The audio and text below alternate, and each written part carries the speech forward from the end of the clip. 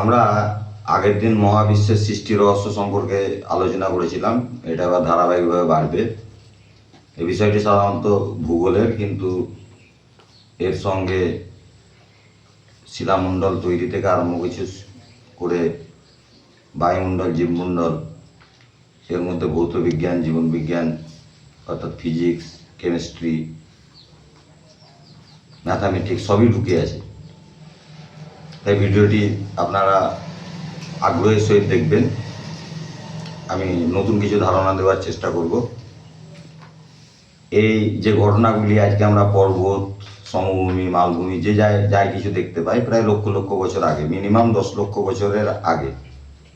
এটাকে ভূভ্যন্তরস্থ প্রাকৃতিক প্রক্রিয়ার দরুন, পরিচলন স্রোতের দরুন যে ম্যাগমা আছে, এখানে আগের দিন দেখিয়েছিলাম, এখানে যে ম্যাগমা আছে তার উপরে 7টা প্লেট এবং 20টা উপপ্লেট, আমি ওটা আঁকছি না, যে ভাসমান অবস্থায় আছে। কি কি প্রক্রিয়ার দ্বারা এই ভূমিরূপগুলা গঠিত হয়েছিল, সমভূমি, মালভূমি, উপত্যকা, চ্যুতি, বস্তু উপত্যকা, এটাকে বলা হয় আভ্যন্তরীণ প্রক্রিয়া। তারপরে কিছু বাহ্যিক প্রক্রিয়া ঘটেছে, বায়ুপ্রবাহটা বায়ুপ্রবাহের কারণে, বৃষ্টিপাতের কারণে ক্ষয়জাত, সঞ্চয়জাত এরকম প্রক্রিয়া ঘটেছে। তা আজকে আমরা প্রাথমিক যে ভূমিরূপগুলি গঠন হয়েছিল সেই সম্পর্কে আপনাদের সামনে কিছু যুক্তি তুলে ধরব। তা আমরা দেখেছিলাম যে যে শিলামণ্ডল যেটা তৈরি হলো, বায়ুমণ্ডল, শিলামণ্ডল আগের ভিডিওগুলিতে আছে, যে শিলামণ্ডল তৈরি হলো সেটা সাধারণত 70 থেকে 80 মিটার পর্যন্ত বলা হয় শিলামণ্ডল। এর মধ্যে 92 প্লাস 11 103টা মৌল তারা গলিত, উত্তপ্ত গলিত অবস্থাতেই আছে, যেটা যখন পৃথিবী আস্তে আস্তে জমছিল, আগের ভিডিওগুলিতে বলা আছে, যখন আস্তে আস্তে জমছিল। এবার এই 70 থেকে 80 মিটার মানে কোনো একটা জায়গাতে প্রায় 240 থেকে 50 ফুট বলা যেতে পারে, বা 260 ফুট বলা যেতে পারে, কোনো জায়গাতে 270 ফুট পর্যন্ত আমরা জল পাই। এটা সাধারণত যে 45 ডিগ্রি অক্ষাংশ সমুদ্রপৃষ্ঠ থেকে, সেইখান থেকে মাপটা করা হয়, দিয়ে বলা হয় 70 থেকে 80 মিটার। কোনো জায়গায় মারিয়ানা খাত আছে, সেখানে কাজটা আরও কম, অর্থাৎ শিলামণ্ডলটা আরও কম গঠিত হয়েছে। তাহলে এই যে ধারণাগুলি, এবার আমাদের প্রথম প্রশ্ন ছিল যে তাহলে এখানে ম্যাগমা কি করে থাকলো, এখানে ম্যাগমাটা কি করে থাকলো? এটা তো জমে যেতে পারত, এটা জমে যেতে পারত, কিন্তু এখানে ফিজিক্সের একটা নিয়ম কাজ করছে, পদার্থবিজ্ঞানের, যেটাকে বলা হয় বাষ্পীভবনের লিনতাপ, অর্থাৎ 537 ক্যালোরি পার গ্রাম। এটা পৃথিবী মানে টনের সঙ্গে হিসাব করতে হবে, কোটি কোটি টন তার ওয়েট। এটা হচ্ছে 1 গ্রাম 100 ডিগ্রি সেলসিয়াস তাপমাত্রাতে পৃথিবী 10,000 ডিগ্রি ক্যালভিন তাপমাত্রা থেকে আস্তে আস্তে ধীরে ধীরে বিদ্যুৎ স্ফুলিঙ্গ, এগুলো বুঝিয়েছিলাম। প্রথমে হাইড্রোজেন, অক্সিজেন মিলিত হলো, তারপরে জল পড়লো, বৃষ্টিপাত শুরু হলো। সেই বৃষ্টিপাতগুলি আবার ভূগোলের প্রক্রিয়াতে পরিচলন শৈলক্ষেপ এবং ঘূর্ণাবর্তের মাধ্যমে আবার পৃথিবীতে ফিরে আসে, সেটা একটা নিয়ম। কিন্তু প্রথম অবস্থায় যে জলটা এসেছিলো তাপমাত্রা বর্জন করতে করতে এসেছিল। 100 ডিগ্রিতেই বাষ্প থাকে, আবার 100 ডিগ্রিতেই তরল হয়। তাহলে 100 ডিগ্রিতে তরল হতে গেলে 537 ক্যালোরি পার গ্রাম করে তাকে লিনতাপ বর্জন করতে হবে। লিনতাপ মানে হলো কি, যা অবস্থার পরিবর্তন ঘটায়, অর্থাৎ তরল থেকে কঠিন হবে, কঠিন থেকে গ্যাসীয় হবে, তরল থেকে গ্যাসীয় হবে, তরল থেকে কঠিন হবে। অর্থাৎ যে তাপ পদার্থের তাপমাত্রা পরিবর্তন ঘটায় না, মানে 100 থেকে 101 হবে না, বা 99 হবে না, বা 0 ডিগ্রিতেই বরফ হয়, আবার 0 ডিগ্রি সেলসিয়াস তাপমাত্রাতেই সেটা আবার জলও থাকে। তাহলে এটা কেবলমাত্র অবস্থার পরিবর্তন ঘটায়। সেই কারণে শীতপ্রধান দেশে আমরা দেখতে পাই যে একটা স্তর পর্যন্ত, এরকমভাবে যদি আমি বিবেচনা করি, এরকম একটা জায়গা আছে, দেখতে পাই আমরা যে এত দূর পর্যন্ত বরফ হলো, বরফ এটা যে 80 ক্যালোরি পার গ্রাম, মানে 1 গ্রামকে 80 ক্যালোরি করে তাপ ছাড়তে হবে, তবে সেটা এত দূর পর্যন্ত বরফ হলো। তারপরে এটাকে ফাটিয়ে দিলে পরে নিচে আবার আমরা, এখানে যদি মাছ টাছ থাকে তাহলে সেগুলোকে আমরা ধরি বা দেখি, যে ধরা যায় এগুলাতে। এবার এটা কি করে হলো না, হিমাঙ্কের নিচে তাপমাত্রা, মাইনাসের নিচে তাপমাত্রা, তাহলে তাপমাত্রা বর্জন করতে করতে একটা নির্দিষ্ট ঘনত্ব পর্যন্ত ও তাপমাত্রাকে বর্জন করে করে 0 ডিগ্রি সেলসিয়াস তাপমাত্রাতেই বরফে পরিণত হতে থাকলো। এবার তারপরে যখন আবার 80 ক্যালোরি করে তাপমাত্রা ছাড়বে লিনতাপ, তখন কিন্তু এখানে গিয়ে ঘুরে চলে আসছে, মানে এর উপরে আর যেতে পারছে না। তাই এখান থেকে আবার আর একটা প্রশ্ন করে যে কোনো হ্রদের বা জলাশয়ের যেখানে বরফ হয়ে আছে উপরে, তার তাপমাত্রা কত হতে পারে নিচে, তা আমরা এটাকে বলি 4 ডিগ্রি সেলসিয়াস। কারণ 4 ডিগ্রি সেলসিয়াস তাপমাত্রাতে জলের ঘনত্ব সব থেকে বেশি, তাই নিচে সবসময় 4 ডিগ্রি হবে। উপরে -30 ডিগ্রিও থাকতে পারে, -30 ডিগ্রি সেলসিয়াসও থাকতে পারে, কিন্তু এইখানকার তাপমাত্রা 4 ডিগ্রি সেলসিয়াস থাকবে।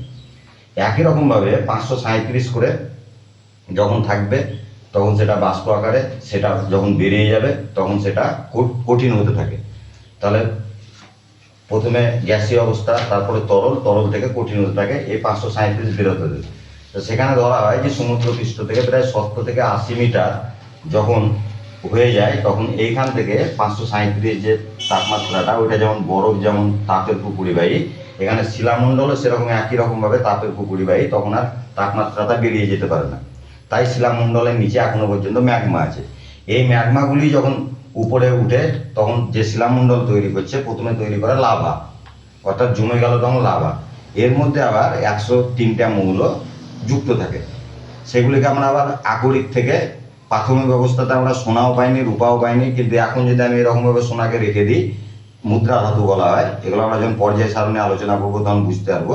কিন্তু এখানে কোনো রকম মরিচা পড়বে না, কিন্তু লোহাকে রেখে দিলে মরিচা পড়বে। সাধারণ তাপমাত্রাতে মরিচা পড়ে যায় লোহাতে, 30 ডিগ্রি 20 ডিগ্রি সেলসিয়াস তাপমাত্রাতে মরিচা পড়ে যায়, অর্থাৎ Fe2O3 5H2O ফেরাসোফেরিক অক্সাইডে পরিণত হয়ে যায়। কিন্তু আগে সমস্ত কিছু যে শিলামণ্ডলের আকারে ছিল সেগুলি সব খনিজ পদার্থ ছিল, আর সেগুলিকে আকরিক বলতো। কোনগুলিকে আকরিক বলতো? যে না, ওই খনিজ পদার্থ থেকে যেটা কম খরচে এবং কম ব্যয়ে ধাতু নিষ্কাশন করা যায় তড়িৎ বিশ্লেষণের মাধ্যমে। বিজ্ঞানীরা আবিষ্কার করেছিল, তার সাহায্যে যখন ধাতু নিষ্কাশন করা যায় তখন সেই জায়গাতে ওই আমরা ধাতুগুলিকে আবার পাই। তাহলে আকরিক হলো, সমস্ত আকরিকই খনিজ পদার্থ, কিন্তু সব খনিজ পদার্থ আকরিক না।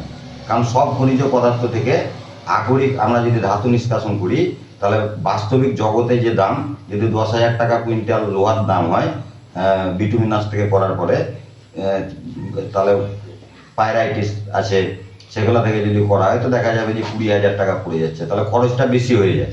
তাহলে সেক্ষেত্রে আকরিক আমরা সেগুলাকেই বলি যেগুলো কম খরচে বা সহজে সুলভ মূল্যে আমরা সেখান থেকে ধাতু নিষ্কাশনটা করতে পারি। তাহলে পরবর্তী ক্ষেত্রে মানুষ প্রকৃতি থেকে যা যাবতীয় তৈরি করেছে সমস্ত কিছু বিজ্ঞানকে কেন্দ্র করে তড়িৎ বিশ্লেষণের নিয়মের সাহায্যে এই ধাতুগুলিকে ধীরে ধীরে নিষ্কাশন করেছে। ওটা আমরা পরে আলোচনা করব। এখানে আলোচনার বিষয় হলো এই যে এই ম্যাগমাটা থেকে গেল, এটা আমরা দেখেছি জলের উপরে ব্রাউনীয় গতি থাকে। একটা জল যদি আমি একটা পাত্রে রেখে দিই সবসময় সঞ্চালনশীল অবস্থায় থাকে। এটাকে বলা হয় ভূ অভ্যন্তরস্থ প্রাকৃতিক প্রক্রিয়া।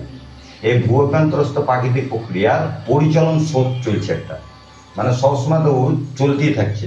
এই পরিচলন স্রোতের উপরে কিন্তু এই যে প্লেটগুলো ভাসমান অবস্থাতে আছে, কোনোটাকে এশিয়ানা প্লেট বলে, গান্ডোয়ানা প্লেট বলে, আফ্রিকানা প্লেট বলে, এরকমভাবে প্লেটগুলিকে বলে। এবার এখানে দুরকম জিনিস কাজ করে এই জায়গাতে, দুরকম জিনিস। একটাকে বলা হয় ধীর গতি সম্পন্ন ভূঅভ্যন্তরস্থ প্রাকৃতিক প্রক্রিয়া, আর একটাকে বলা হয় দ্রুত গতি সম্পন্ন ভূঅভ্যন্তরস্থ প্রাকৃতিক প্রক্রিয়া। তাহলে ধীর গতি সম্পন্ন ভূঅভ্যন্তরস্থ প্রাকৃতিক প্রক্রিয়া মানে হচ্ছে ভূপৃষ্ঠের মধ্যে যে ভূঅভ্যন্তরস্থ প্রাকৃতিক প্রক্রিয়ার পরিচালন স্রোতের দরুন ভূপৃষ্ঠের উপরে যে বিভিন্ন ধরনের ভূমিরূপ ধীর গতি এবং দ্রুত গতিতে হয় তাকেই বলা হয় ভূঅভ্যন্তরস্থ প্রাকৃতিক প্রক্রিয়া। তাহলে ধীর গতি সম্পন্ন ভূঅভ্যন্তরস্থ প্রাকৃতিক প্রক্রিয়াকে সাধারণত আমরা দুভাগে ভাগ করি। একটাকে বলা হয় গিরিজানি আলোড়ন, আর একটাকে বলা হয় মহীবাবক আলোড়ন। এগুলির কারণে সাধারণত সমভূমি, মালভূমি, ছোট পাহাড়, এটাতে পর্বত তৈরি হয় না। পর্বত তৈরি হতে গেলে দ্রুতগতি সম্পন্ন প্রাকৃতিক প্রক্রিয়া দরকার। তাহলে আমি এটা মুছে দিচ্ছি। এবার আমি বিষয়গুলিকে বোঝার চেষ্টা করবো প্লেটগুলিকে। ক্যামেরাম্যান ছবিটা ঠিক যেন থাকে, দেখতে সুবিধা হয়। মানে জটিল প্রক্রিয়া, এগুলো ধীরে ধীরে আমাদেরকে এগোতে হবে আস্তে আস্তে। তা ধীরগতি সম্পন্ন প্রক্রিয়াকে বলা হয় যে ম্যাগমাটা আমার নিচে আছে, এখানে এখানে ম্যাগমাটা আমার নিচে আছে, এখানে আমার ম্যাগমা আছে, আমি ধরলাম প্লেটটা এখানে উপরে। আমরা দেখেছি সমস্ত জায়গাতে সমতল সমতল জায়গার উপরই আমরা কিন্তু বসি, সেখানে পাহাড়ি হোক আর পর্বতী হোক। আগের দিনই এটা ডিসকাস করেছিলাম যে সম্পূর্ণরূপে গোলাকার পৃথিবীকে বলা যায় না, কোনো জায়গায় খাল আছে, কোনো জায়গায় ঢিপ আছে। এগুলি যখন একটা ভিজা মাটিকে নিয়ে আমরা হাতে ঘোরাতে থাকি তখন দেখি যে এগুলো হয়। তারপরে চাঁদের টান ছিল, সূর্যের টান ছিল। যখন ধীরে ধীরে কোটি কোটি বছর আগে, যখন 370 কোটি বছর আগে যখন পৃথিবী তৈরি হচ্ছিল, তখন যখন জমছিল, তখন এগুলা তরল আকারে ছিল। তাই সেই তরল থেকে কঠিন হওয়ার সময় এই ঘটনাগুলি ঘটেছে। পরবর্তী ক্ষেত্রে উল্কাপাতের ক্ষেত্রেও কিছু কিছু ঘটেছে, কিন্তু এখন পর্যন্ত আর নতুনভাবে কিছু ঘটেনি। যেমন 33 সাগর ডুবে গিয়ে হিমালয় পর্বতমালা তৈরি হয়েছে, আমরা জানি। 33 ওটা দ্রুতগতি সম্পন্ন ভূমিকম্পের ফলে হয়। তাহলে ধীরগতি সম্পন্ন একটাকে বলছে গিরিজানি আলোড়ন। গিরিজানি আলোড়নটা কীরকম? গিরিজানি আলোড়নটা ভূভ্যন্তরস্থ প্রাকৃতিক প্রক্রিয়ার পরিচলন যে ম্যাগমাটা আছে, সেটা ভূপৃষ্ঠের উপরে যখন তরল পদার্থের রূপে ছিল তখন সমান্তরালভাবে বল প্রয়োগ করেছিল। এরকমভাবে সাধারণত আমরা ধরি যে এরকমভাবে বল প্রয়োগ করেছিল। অর্থাৎ কোনো একটা জায়গা উঁচু হয়ে গেল, হ্যাঁ, কোনো একটা জায়গায় খাল হয়ে গেল, কোনো একটা জায়গা নিচু হয়ে গেল, এটাকে বলে গিরিজানি আলোড়ন। গিরি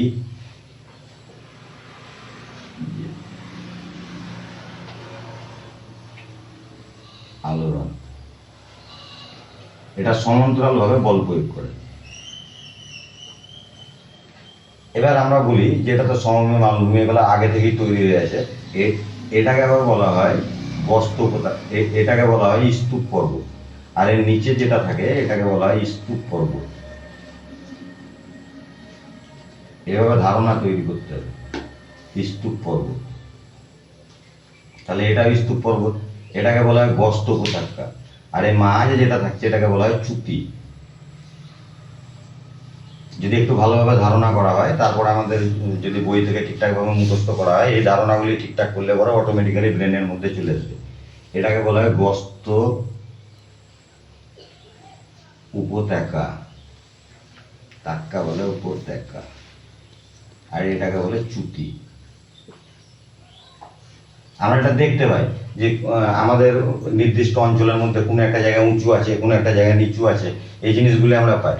এই একই রকমই গিরিজানির আলোড়নের মতন এটা ধীরগতি সম্পন্ন প্রাকৃতিক প্রক্রিয়া, ধীরগতি সম্পন্ন প্রাকৃতিক প্রক্রিয়ার পরিচালন শব্দের দরুন হচ্ছে একটা গিরিজনী, আর একটা হচ্ছে মহীভাবক। সাধারণত বলা হয়, আমরা জানি কার্য থেকে যে 90 ডিগ্রি অ্যাঙ্গেলে কখনো কাজ করতে পারে না। অর্থাৎ আমি এখানে যদি এখান থেকে 90 ডিগ্রিতে তুলি তাহলে কোনো স্মরণ ঘটনা ওখানে পড়ে থাকে। কিন্তু এই একমাত্র প্রক্রিয়া মহীভাবক আলোড়ন, যেহেতু নিচ থেকে উপরের দিকে তুলছে, অর্থাৎ এর যেটাকে বলা হয় আমাদের নির্দেশতন্ত্র আলাদা হয়ে যাচ্ছে, সেই কারণে এটা উঁচু অবস্থাতেই থেকে যায়। এটা কীরকম? তাহলে এরকম একটা জায়গা আছে, আস্তে আস্তে এরকমভাবে আছে, আবার এরকম আছে। এটা বলা হয় মহীভাবক আলোড়ন। এটা থেকেও সমভূমি মালভূমি, ছোট ছোট পর্বত, মহীভাবক আলোড়ন ধীর গতিরই চলছে। মহীভাবক আলোড়ন, মহীভাবক আলোড়নে লম্বভাবে বল প্রয়োগ করে। অর্থাৎ এই জায়গাটাতে যে ভূভ্যন্তরস্থ ম্যাগমা আছে, এই জায়গাতে ঠেলে দিলে আমি ধরে নিচ্ছি, আর এই জায়গাতে তাহলে এটা উঁচুতে চলে গেল, অর্থাৎ এখানে চলে এলো, এটা এখানে চলে এলো, মাঝে আলাদাভাবে থেকে গেল। এরকমভাবে কোনো কোনো জায়গা পাহাড় পর্বত হয়, এটাকে বলা হয় মহীভাবক আলোড়ন। অর্থাৎ এটা ভূভ্যন্তরস্থ প্রাকৃতিক প্রক্রিয়া যে ম্যাগমাটা আছে সেটা লম্বভাবে বল প্রয়োগ করে। আর লম্বভাবে বল প্রয়োগ করে আমরা দেখতে পাই যে কোনো একটা জায়গা অনেক উঁচুতে উঠে আছে। আমাদের অঞ্চলকে যদি আমরা ভাবি অনেক দূর যাওয়ার দরকার নাই, তাহলে এই জিনিসটা আমরা বুঝতে পারি। এটা যে মহীভাবক আলোড়ন, এটাতেও সমবিমান। আর একটা আছে দ্রুত গতি সম্পূর্ণ প্রক্রিয়া। এখানেও দুটো জিনিস আছে, একটা যে ভূমিকম্প, ভূকম্পন যাকে বলা হয়, ভূমিকম্প। আমি ভিডিও অনেক বড় হয়ে যাচ্ছে, আবার পরে একদিন করবো, অল্পের মধ্যে আমি বলে দিচ্ছি। ভূমিকম্পতে সাধারণত কৃত্রিম উপায়ে অনেক কিছু হয়, যেমন নিচের যদি ভর কমে যায়, বিভিন্ন রকম কয়লা উত্তোলন, পাথর উত্তোলন বিভিন্ন রকমের মাধ্যমে, সেক্ষেত্রে হয়। কিন্তু আমরা প্রাকৃতিক যে সাধারণত 3টে প্রক্রিয়া হয় সেটাকে আমরা বোঝাবার চেষ্টা করি। এখানে দুটো প্লেট ম্যাগমার উপরে লেগে আছে। এখান থেকে আর একটা প্লেট এসে যদি একে ধাক্কা মারে, অর্থাৎ একে অপরের উপরে সরাসরি এসে ধাক্কা মারে, তাহলে ভূমিকম্প হতে পারে। এটা দ্রুতগতি সম্পূর্ণ এই কারণে বলছে, এটা আকস্মিক হয়। এই ভূপ্রান্তরস্থ প্রাকৃতিক প্রক্রিয়ার পরিচালন স্রোতের ফলে দুটি প্লেটের মধ্যে সংঘাত বা দূরে সরে যাওয়া বা একে অপরের উপরে চেপে যাওয়া, এটা আকস্মিক ঘটে। সেই কারণে এটাকে বলা হয় ভূকম্প। এটাকে বলা হয়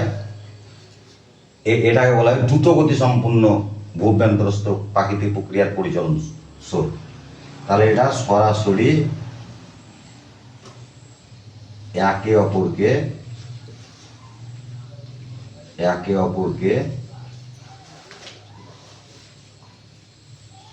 ধাক্কা মারে, একে অপরকে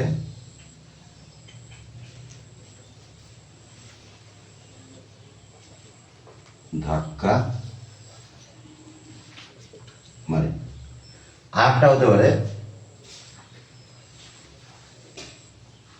একটা প্লেট থেকে আর একটা প্লেট দূরে সরে যায়, অর্থাৎ প্লেট দুটি দূরে সরে যায়, তাহলে এখানে ভূকম্পন হবে। এই জায়গাটা নিচের দিকে নেমে যাবে, অটোমেটিক্যালি নিচের দিকে নেমে যাবে। যেমন গুজরাটের ক্ষেত্রে হয়েছিল 2001 সালে সম্ভবত। এটা হচ্ছে একে অপর থেকে প্লেট দুটি একে অপর থেকে সরে যাওয়া, প্লেট দুটি একে অপর থেকে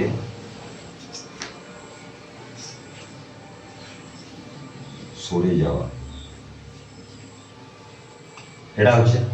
আর একটা হয় ওভারল্যাপিং, একে অপরের উপরে চেপে যাওয়া।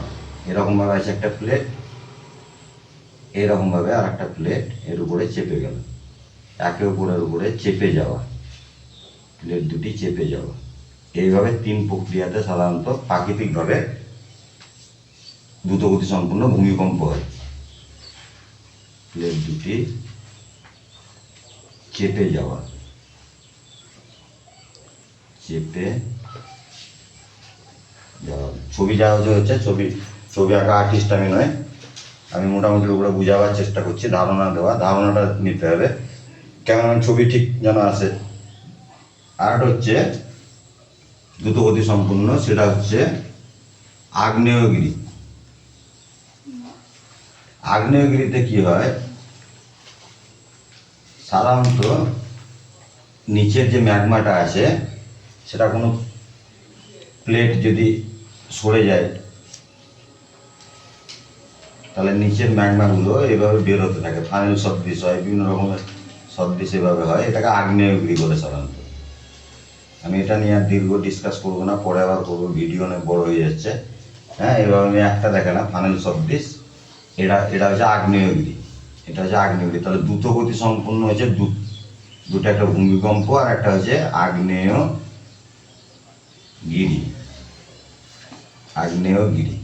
তাহলে কি হলো ভূপ্রান্তরস্থ, আমি আর একবার মুখবন্ধ মতন জিনিসটা বলে দিই, তারপরে আমি ব্যাপারটাকে আজকের মতন শেষ করব। তারপরে একদিন মাটি কিভাবে সৃষ্টি হয় সেই জিনিসটা বলবো।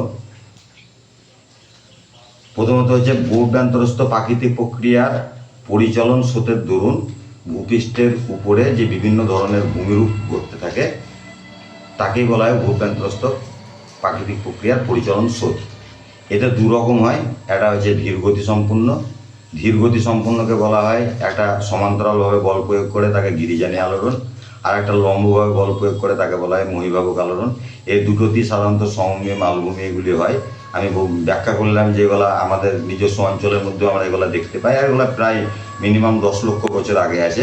আপনারা ভিডিওটা ঠিকঠাকভাবে শুনবেন। আর দ্রুতগতি সম্পূর্ণর মধ্যে আছে যেটাকে একটাকে বলা হয় ভূকম্পন বা ভূমিকম্প, আর্থকুয়েক যেটাকে ইংরেজিতে বলা হয়, এটা হচ্ছে আগ্নেয়গিরি। ঠিক আছে, আজকের মতো আমি এখানেই ভিডিওটি শেষ করলাম।